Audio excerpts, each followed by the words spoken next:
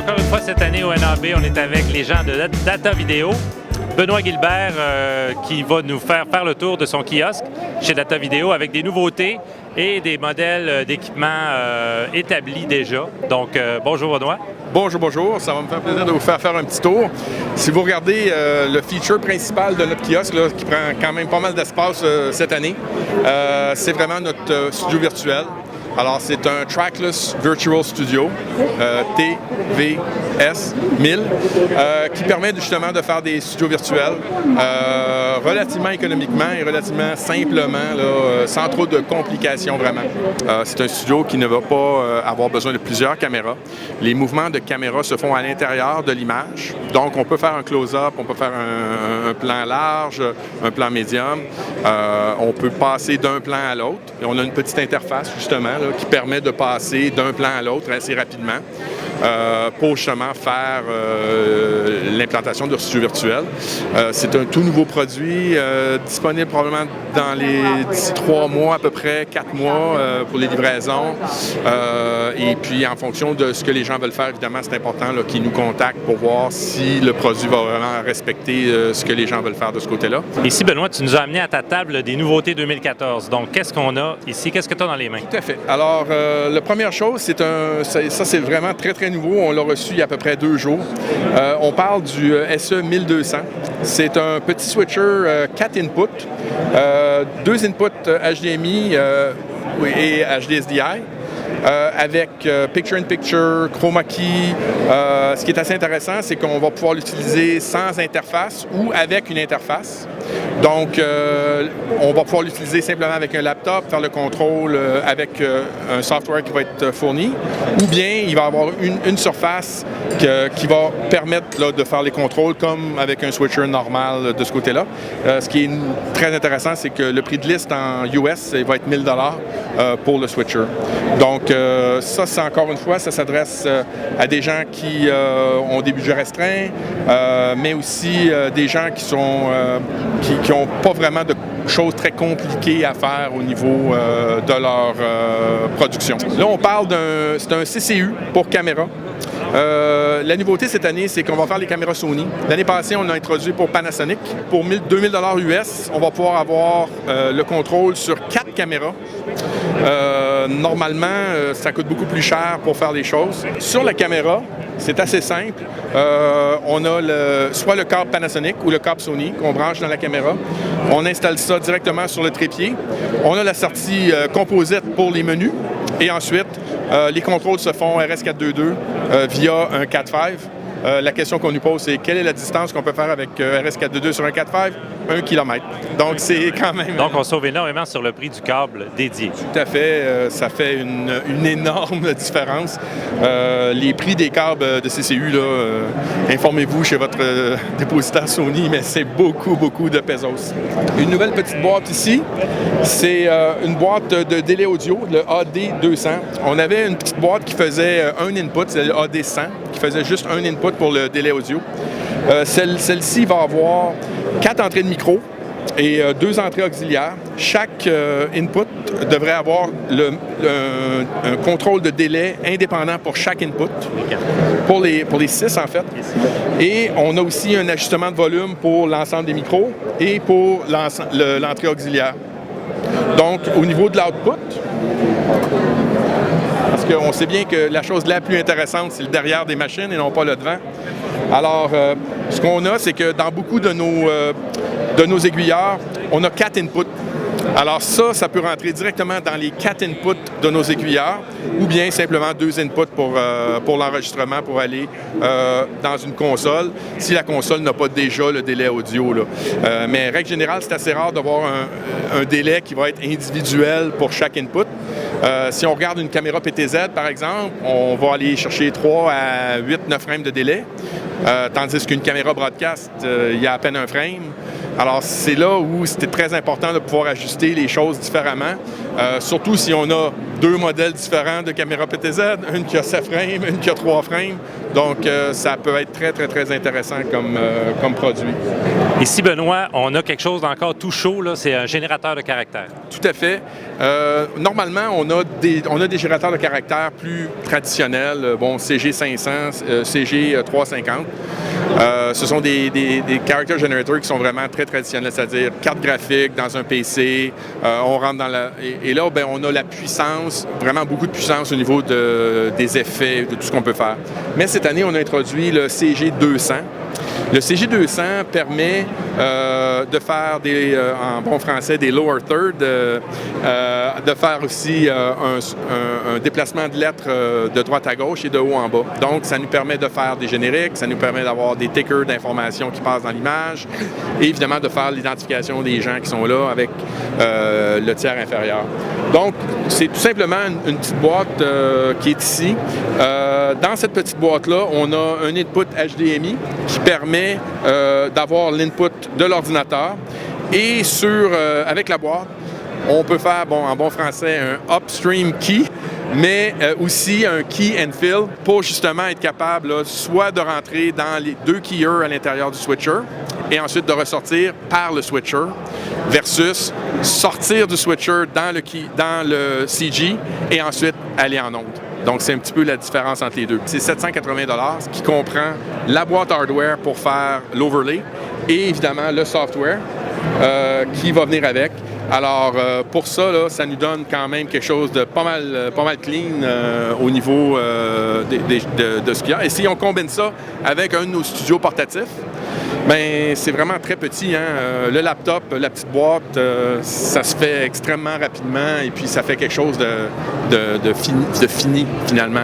Ici, Benoît, on est devant la famille DAC. Peux-tu nous décrire un peu ces appareils? Bien, écoute, ce sont des convertisseurs. Règle générale, quand on a commencé, il y a très longtemps, jadis, on avait les convertisseurs DV. D'ailleurs, Data Vidéo, c'est un des premiers à avoir fait un convertisseur DV bidirectionnel. On avait eu un grand succès avec ça. Et on a continué à faire les convertisseurs qui sont vraiment reliés à nos switchers, dans le sens qu'on s'est dit, OK, on a des caméras qui sont HDMI. Il y a beaucoup de caméras HDMI, même des DSLR, souvent, n'ont pas de sortie HDSDI. Alors, on a un convertisseur qui va faire la conversion de HDMI à HDSDI.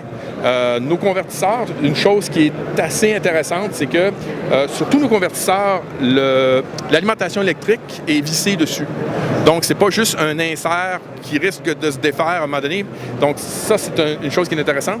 Et l'autre chose aussi, c'est qu'ils sont à très basse température. C'est-à-dire qu'ils ne vont pas chauffer du tout.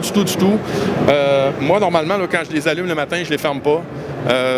Ils restent allumés pendant les longueurs de show. Et puis, c'est toujours un test que je fais faire. Touche au convertisseur, tout le monde a peur un peu. Là. Mais normalement, il va être à 90-91 degrés. Ce qui est tout à fait acceptable. Il y a aussi une plaquette de sécurité pour les connecteurs HDMI. Tout à fait. On parle de la possibilité de pouvoir le mettre du bon côté. Et si tu as un connecteur épais, tu peux le dévisser en dessous, le virer de bord pour pouvoir le tie wrapper de l'autre côté. Ensuite, évidemment, de HDSDI à HDMI. Ça, l'utilisation, c'est que nos clients n'avaient pas nécessairement des moniteurs de référence HD pour avoir soit les sorties HDSDI. Donc, avec un moniteur ordinaire, avec un convertisseur de 295$, ben, tu es capable de voir les images directement sur l'écran normal. Donc ça, c'est quand même assez intéressant. Le dernier né, c'est le DAC 70. Le DAC 70, c'est assez particulier parce que c'est n'importe quoi qui rentre, n'importe quoi qui sort. Donc, on parle de SDI, HDSDI dans à peu près toutes les résolutions. On parle aussi de VGA à l'entrée. Donc, ça aussi, ça peut être intéressant. Et la sortie va se faire HDSDI, soit sur le HDMI, soit sur une sortie HDSDI. Donc, dans toutes les résolutions, alors, exemple, 720p à 1080i, 720p à 1080p, 720 par 480 SDI à HD 1080-60. Donc, à peu près dans tous les formats, dans toutes les choses. Évidemment, on parle de délai des fois au niveau de la vidéo. Plus les formats sont semblables, moins il y a de délai. Les formats où il y a le plus de délai, évidemment, le 24p et le 25p. Donc, c'est là vraiment qu'il y a le plus de délai entre l'input et l'output. Bon, ben, tu nous présentes des produits qui ont fait leurs preuves, des produits nouveaux, puis même des produits à venir. Oui. Donc, ici, du côté des télésouffleurs. Bien, du côté des télésouffleurs, ce qu'on s'est fait demander beaucoup, c'est, bon, c'est le fun, ça fonctionne très bien, c'est économique. Beaucoup de monde a des iPads, donc ça fonctionne extrêmement bien, mais ils voulaient être capables d'utiliser plusieurs iPads, parce que si on fait un shoot à 2 ou 3 caméras, bien, la personne aimerait bien se retourner la caméra puis être capable de lire le texte de cette façon-là. Donc, on a c'est un projet, j'ai appris ça hier. C'est notre designer de UK qui a fait ça. C'est une boîte réseau dans laquelle on va diffuser sur un réseau Wi-Fi et on va streamer le contenu de l'application dans multiples iPads. Et là, ensuite, ça va être contrôlé par le laptop principal qui va aller envoyer l'information. Et là, bien, on va pouvoir contrôler la vitesse, changer le texte, accélérer, ralentir et faire exactement ça, contrôler directement avec un laptop. Et ça, c'est une petite boîte là, qu'on nous a annoncée aux alentours de 500 $ et qui pourrait diffuser jusqu'à 10 iPads simultanément. Alors, je pense que ça a été quelque chose qui a été beaucoup demandé, puis on était très contents d'apprendre ça là, hier matin, là, en fait. Vous connaissez peut-être les switchers data vidéo de la série SE et de la série HE. Ici, Benoît, on a une nouveauté cette année, c'est le modèle 2200. Tout à fait. C'est un modèle qui, en fait, on l'a reçu il y a 4 jours. C'est relativement frais, là. C'est un switcher 6 inputs qui va avoir l'audio embedded sur le HDSDI à la sortie, avec encore une fois 2 downstream keyers, 2 picture-in-picture, et qui va venir en fait en 2 versions. Première version, version standard, qui va se détailler à environ 4000 $ US, et ensuite la version HS, qui elle vient tout en un avec le switcher, avec l'intercom, c'est-à-dire il vient avec 4 bell packs, 4 câbles, 4 casques, ensuite le monitoring, l'alimentation électrique qui est centralisée avec un régulateur de courant à l'intérieur 12 volts. Tout ça dans une petite valise pour un prix de liste de 5000 $ US. Là. On pense que, règle générale, c'est vraiment les produits où on se démarque le plus. C'est-à-dire que pour faire une production rapide, clic-clac, on combine ça avec un petit CG200. Et puis, on peut faire une production très, très, très potable là, avec jusqu'à 6 caméras sur celui-là. Nos switchers, en fait, vont de 4 inputs à 16 inputs. Donc, et on a à peu près toutes les configurations, à peu près dans tous les prix, là, de 1000 $ jusqu'à 20 000 $. Donc, les gens ont énormément de choix dans les choses. Et, règle générale, nos switchers aussi sont extrêmement fiables. Fiable tellement que nos garanties sont de 2 ans versus là, la majorité des autres compagnies qui donnent une garantie de seulement 1 an. Et l'autre chose aussi, c'est qu'on va réparer les switchers aussi après la période de garantie. Ça, c'est très important.